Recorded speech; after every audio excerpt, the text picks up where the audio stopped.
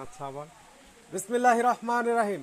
আসসালামু আলাইকুম ওয়া রাহমাতুল্লাহি ওয়া বারাকাতুহু। আমি বাংলাদেশ মানব সর্বজনীন বেতন রেশন ভাতা বাস্তবায়ন আন্দোলন কাফেলার পক্ষ থেকে প্রথমে স্বাধীনতা যুদ্ধে অংশগ্রহণকারী ৩০ লক্ষ শহীদের আত্মার মাগফিরাত কামনা ও বিনম্র শ্রদ্ধা নিবেদন করছি এবং সেই সাথে ইতিপূর্বে এক দফা বাস্তবায়ন কর্মসূচি পালন করতে গিয়ে যে সকল বীর শ্রেষ্ঠ সন্তান শাহাদাত বরণ করেছেন তাদের রুহের মাগফিরাত কামনা ও বিনম্র শ্রদ্ধা নিবেদন করছি এবং যে সকল সন্তান গুরুতর অসুস্থ অবস্থায় হাসপাতালে ভর্তিরত আছে তাদের সুস্থতা দীর্ঘায়ু কামনা করছি এবং ইতিপূর্বে সদ্য স্বৈর সরকারের আমলে যে সকল বীর শ্রেষ্ঠ সন্তান নির্মম নির্যাতন নিপীড়ন করে জিম্মি রেখে হত্যা করা হয়েছে তাদের রুহের মাগফিরাত কামনা ও বিনম্র শ্রদ্ধা নিবেদন করছি এবং বাংলাদেশের উক্ত বৈষম্য বিরোধী আন্দোলনের সমন্বয়ক সহায়ক বৃন্দগণকে এবং বাংলাদেশের সর্বস্তরের জনগণকে আন্তরিক ভালোবাসা ও মোবারকবাদ জানাচ্ছি।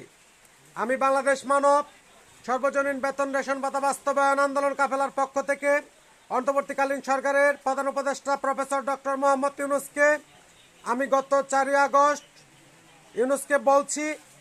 আমি গত 4 আগস্ট 2024 ইংরেজি স্বৈরবাদী সরকারের বিরুদ্ধে এক দফা বাস্তবায়ন কর্মসূচি প্রতিষ্ঠিত করার জন্য বাংলাদেশের সর্বস্তরের জনগণকে লিখিত বিবৃতির মাধ্যমে আহ্বান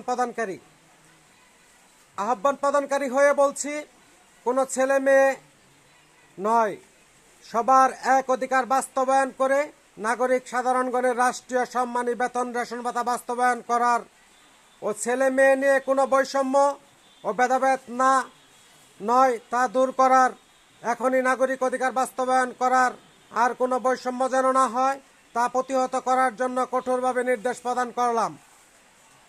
প্রধান উপদেষ্টা ডক্টর প্রফেসর মোহাম্মদ ইউনূসকে বলছি, আমি যা বলছি তা করেন ও আপনি আরও একটি কথা মনে রাখবেন, এদেশ কারো মামার বাড়ির মোয়া নয়। নারী আর পুরুষের বৈষম্য দূর করার জন্য সমস্ত নাগরিকের মধ্যে ছাত্র ও ছাত্রী একযোগে এক দফা বাস্তবায়ন কর্মসূচি প্রতিষ্ঠিত করার জন্য শাহাদাত বরণ করেছেন। কথাটা মনে রাখবেন, আপনাকে নারী পুরুষ বৈষম্য করার জন্য জনগণের উপদেষ্টা নিয়োগ দেওয়া হয়নি। মনে রাখবেন, এ দেশে আপনি আইন বাস্তবায়ন করার আপনি কেউ নয়। আমরা সর্বস্তরের আন্দোলনের সমন্বয়ক বৃন্দগণ এর দিক নির্দেশনা মোতাবেক আগামী রাষ্ট্র পরিচালিত করার জন্য নির্দেশ প্রদান করলাম এবং তা বাস্তবায়ন করব ইনশাল্লাহ। তা মনে রাখবেন, তার নির্দেশ প্রদান করলাম।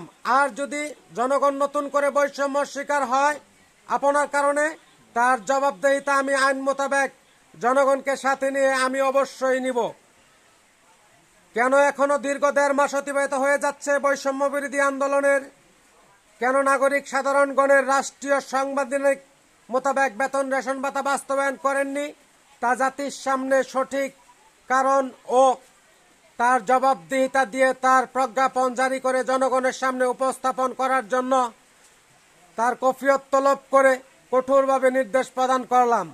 আর যদি তা জবাব দিতে না পারেন তাহলে আইনি পদক্ষেপ নিতে বাধ্য হয়ে আপনাকে পদত্যাগ করতে বাধ্য করব।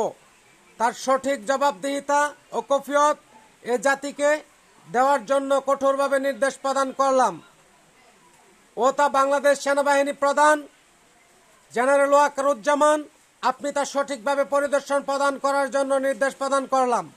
মোহাম্মদ মুমিনুল ইসলাম, বাংলাদেশ মানব সর্বজনীন বেতন রেশন ভাতা বাস্তবায়ন আন্দোলন কাফেলা, স্থাপিত 2022 ইংরেজি ও গত 4 আগস্ট 2024 ইংরেজি স্বৈরবাদী সরকারের বিরুদ্ধে এক দফা বাস্তবায়ন কর্মসূচি প্রতিষ্ঠিত করার জন্য সমস্ত নাগরিককে লিখিত বিবৃতির মাধ্যমে আহ্বান প্রদানকারী, প্রেসিডেন্ট কার্যালয়, দক্ষিণ নকলা, শেরপুর, ময়মনসিংহ, বাংলাদেশ।